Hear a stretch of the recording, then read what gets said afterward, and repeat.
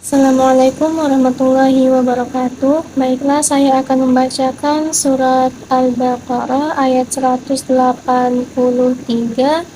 sampai 184. A'udzu billahi minasy syaithanir rajim. Bismillahirrahmanirrahim. Ya ayyuhalladzina amanu kutiba alaikumusiyam kama kutiba alal ladzina min qablikum la'allakum tattaqun ayyaman ma'dudat faman kana minkum maridan aw ala safarin fa'iddatun min ayyamin ukhra wa 'alal ladzina yutiqunahu fidyatun ta'amu miskin faman tatawwa'a khairan fahuwa khairul lah wa an tasumu khairul lakum in kuntum shadiqin. Sadaqallahul azim.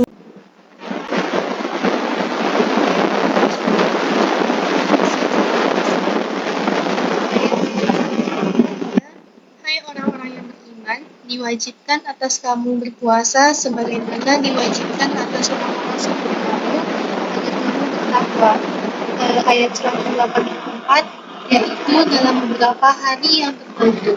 Maka barang siapa di antara kamu ada yang sakit atau dalam perjalanan lalu ia meninggal, maka wajiblah baginya berpuasa sebanyak hari yang ditinggalkan itu pada hari-hari yang lain.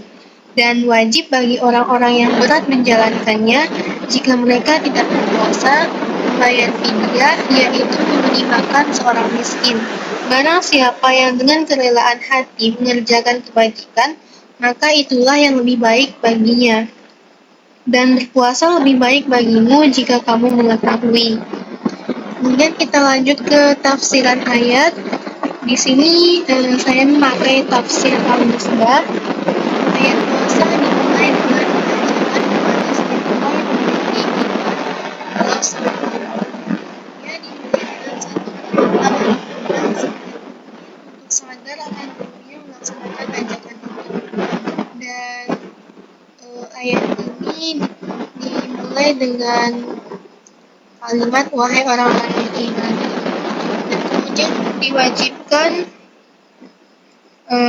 Dan kemudian dilanjutkan menjelaskan kewajiban puasa tanpa menunjuk siapa yang mewajibkannya. Dalam ayat ini dikatakan diwajibkan atas kamu. Redaksi ini tidak menunjuk siapa pelaku yang mewajibkan. Agaknya untuk mengisyaratkan bahwa apa yang akan diwajibkan ini sedemikian penting dan bermanfaat bagi setiap orang bahkan kelompok. Sehingga seandainya bukan Allah yang mewajibkannya, niscaya manusia sendiri yang akan mewajibkannya atas diri sendiri. Yang diwajibkan adalah as-siyam, yakni menahan diri.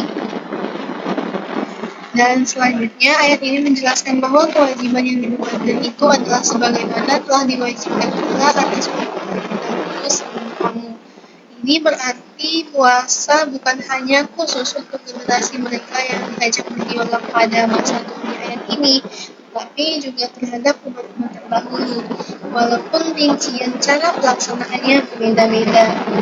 Dan puasa tidak hanya dilakukan oleh umat muslim saja, tetapi pada masa Mesir pun sebelum mereka mengenal agama Samawi telah mengenal puasa. Dan mereka praktek puasa beralih kepada orang-orang Yunani dan Romawi.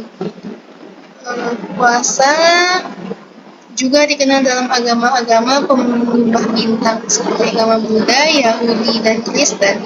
Demikian juga Ibnu An-Nadim dalam bukunya Al-Faraidiyya menyebutkan bahwa agama para penyembah bintang berpuasa 30 hari setahun, ada pula puasa sunnahnya sebanyak 16 hari, dan ada juga 20 hari.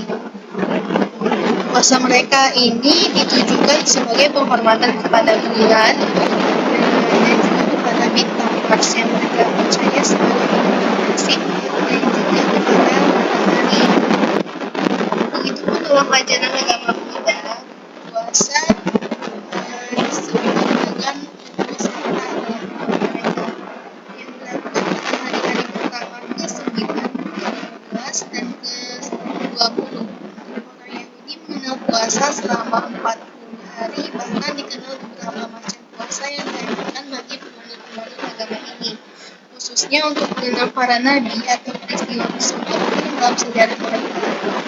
Kemudian lafaz agama ini menyebut takwa, yakni terhindar dari segala macam sanksi dan dampak buruk, baik duniawi maupun ukhrawi. Dan tidak hanya itu, beberapa hari tertentu itu pun masih harus melihat kondisi kesehatan dan keadaan orang-orang yang berpuasa tersebut. Karena itu, barang siapa di antara kamu sakit yang memberatkan baginya puasa, atau menduga kesehatannya akan terlambat pulih bila berpuasa, atau ia benar-benar dalam perjalanan, kata benar-benar ini dipahami dari kata ala dalam redaksi ala safarin. Jadi bukan perjalanan biasa yang mudah. Dahulu perjalanan ini dinilai sejauh sekitar 90 km. Jika yang sakit dan yang dalam perjalanan itu berbuka, maka wajiblah baginya berpuasa pada hari-hari lain, baik berturut-turut maupun tidak sebanyak hari yang ditinggalkan itu. Adapun kondisi badan yang menjadikan ia mengalami kesulitan berpuasa, baik itu berusia lanjut atau penyakit yang didapat seperti atau penyakit yang mesti dan benar-benar sehingga bila ia tidak dapat mendekati keluarga yang ditanggungnya, maka wajib bagi orang-orang yang telah menjalankannya itu, jika mereka tidak berpuasa, mereka membayar fidyah. Fidyah merupakan memberikan makan kepada orang-orang miskin setelah kepada orang-orang miskin. Allah menjelaskan izin tersebut, Allah menerangkan bahwa barang siapa yang dengan keadaan maka itulah yang lebih baik baginya, dan puasa lebih baik bagi kamu jika kamu. Kemudian kita masuk kepada kesimpulan. Pada ayat 183 ini menjadi dasar bagi umat muslim dalam menjalankan ibadah puasa. Allah menyampaikan bahwa puasa merupakan ibadah yang bersifat wajib, maka dari itu mulai dari kampung-kampung sampai perkotaan semua orang berkewajiban melaksanakan ibadah puasa. Yang kedua, pada ayat 184 Allah memberikan pengecualian kepada 3 orang untuk boleh tidak berpuasa Ramadan, yakni yang pertama orang yang sedang sakit, yang kedua orang yang sedang berpergian atau musafir, yang ketiga orang tua atau renta, perpaduan antara fisik dan usia. Selanjutnya nilai-nilai pendidikan. 1. Mengajarkan umat Islam tentang pentingnya puasa Ramadan sebagai bentuk ibadah dan cara untuk mencapai takwa. Yang kedua, mengajarkan tentang fleksibilitas dalam berpuasa, misalnya bagi mereka yang sakit atau dalam perjalanan, serta tentang kebaikan memberi makan kepada yang membutuhkan. Nilai-nilai ini penting dalam membentuk karakter dan moral dalam Islam.